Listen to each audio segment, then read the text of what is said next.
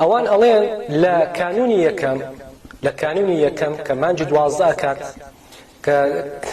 لە دوای ئەو سەری ساڵ دێت ئەڵێن لە کانونی یەکەم چه لەدایک بووە ئەوان ئەڵێن کوڕی خوا لەدایک بووە پەنا بەخوای گەورە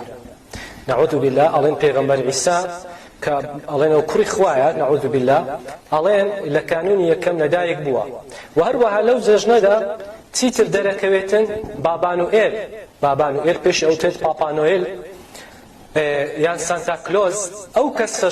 کەسەش کە لەناو ئەو جەژنە دەرەکەوێت پۆشاکێکی سووری لەبەرە و کڵاوێکی سووری لەبەرە ئەزانن ئەوە چییە ئەوە قەشەیەک بۆ لە قەشە گەورەکان لە سەردەمی خۆی ئەو قەشەی کەوا بانگەوازی بۆ شەریک بۆ خوادانان کردووە بانگەوازی بۆ عەقیدەی تەثلیث کردیە بانگەوازی بۆ عەقیدەی تەثلیث کردیە ئەو گاورانەی کە ئەڵێن سێ خوا هەیە ئەڵێن ئەڵڵا خوایە کە نەعوذ بالله ئەڵێن ئەڵڵا باوکی خوایە باوکی پێغەمبەر عیسایە ئەڵێن عیساش هەر خوایە ئەبیتە کوڕی خوای ئەڵێن مەریەمیش خوایە ئەبیتە داچی خوای کە داچی پێغەمبەر عیسای نەعوذ بالله ئەم پابانوێلە کە ئێستا خەڵکی دڵی پێخۆشە لە سەری ساڵ ئەیبینن ئەوە قەشەیەک بۆ لە کۆندا بانگەوازی بۆ عەقیدەی تەثلیث کردووە کە باوەڕی وا بووە کەوا پێغەمبەر عیسا خوا بووە و دایکیشی خوا بووە و خەڵکی بەو شێوەی بانگەوازی خەڵکی کردووە بانگەوازی منداڵانی کردووە هەدیەی دیاری دایتە منداڵان خەڵکی بۆ ئەوەی خەڵکی بهێنێتە ناو ئەو عەقیدەی تەثلیث ئەوانەی کە ئەڵێن سێ خوا هەیە لە کاتێکدا کە ئێمەی مسلمان ئەزانین خوای گەورە لە قورئانی پیرۆزدا چی فەرمووە بەرامبەر بە عەقیدەی تەثلیث ئەوانەی ئەو جۆرە بیر و باوەڕیان هەیە خوای گەورە فەرموویەتی لەقەد کەفەڕ الەذینە قالوا إن الله ثالث ثلاثة کافر بوون ئەوانەی وتیان ئەڵڵا خوایەکە لە سێ خوایەکان ئەوانە کافر بوون کەواتە تۆی مسلمان چۆن بەشداری جەژنی ئەو جۆرە کەسانە ئەکەی ئەو بابانوئێلە کە بانگەوازی بۆ عەقیدەی تەثلیث کردیە ئەچی ئەو پۆشاکە سوورەکەی ئەکڕی و کڵاوە سوورەکەی ئەکڕی لەبەر خۆت یان لەبەر منداڵەکانت ئەکەی باش بزانە ئەوە پۆشاکی قەشەیەکە پۆشاکی پاپایەکی مشرک بووە بانگەوازی بۆ شرک کردیە وهروە ئەو دار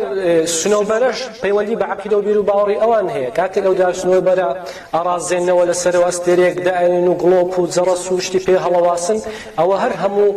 ڕموز و شیعاراتی ئاینی گاورەکانە و پڕە لە شرکیات و کوفریات ئەتوانن بچن لەسەر ئەو باسانە بخوێننەوە کەواتە ئەم جەژنێکی ئاینی تایبەت بەوانە ئەی مسلمان هەڵمەخەڵەت و شوێنیان نەکەی و خۆت تاوانبار مەکە پێغەمبەری خوا فەرموویەتی صلی الله عليه وسلم لا تشبهوا باليهود ولا النصارى خۆتان مەچوێنن نە بە جوولەکە نە بە گاورەکان من تشبه بقوم فهو منهم ئایا پێت خۆشە تۆ لەوان حسابی هەر کەسێک خۆی بە گەلێکی بێباوەڕ بچوێنێت ئەوە لەوانە ئەوان چۆن جەژنی خۆیان هەیە ئێمەش جەژنی خۆمان هەیە کەی بینیتانە گاورەکان جەژنی ڕەمەزان و جەژنی قوربان لەناو خۆیان جێبەجێ بکەن نییە ئەی تۆی مسلمان بوو ئەچیت جەژنی سەریش ساڵ کە لەلای ئەوان بە بۆنەی لەدایکبوونی کوڕی خۆیان نەعوذ بالله تۆ ئەچی ئەو جەژنە بە جەژنی خۆت ئەزانی و جەژنە پیرۆزە لە یەک ئەکەن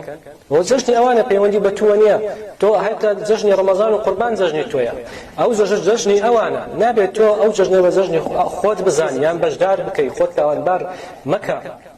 پێغەمبەر فەرموویەتی صلی الله عليه وسلم لكل قوم عيدا وهذا عيدنا هەموو گەلێک جەژنی خۆی هەیە جەژنەکانیش پەیوەندیان بە عەقیدە و بیر و باوەڕ و عیباداتەوە هەیە بێگومان هەر وەکو چۆن جەژنی ئێمە پەیوەندی بە دینەوە هەیە کە بۆ ڕەمەزان خەڵاسە بێ 30 ڕۆژ عیبادەتی بە ڕۆژبوون جێبەجێەکەی ڕاست جەژن دێت کە حەج ئەکرێ ڕاست دێت جەژنی قوربان دێت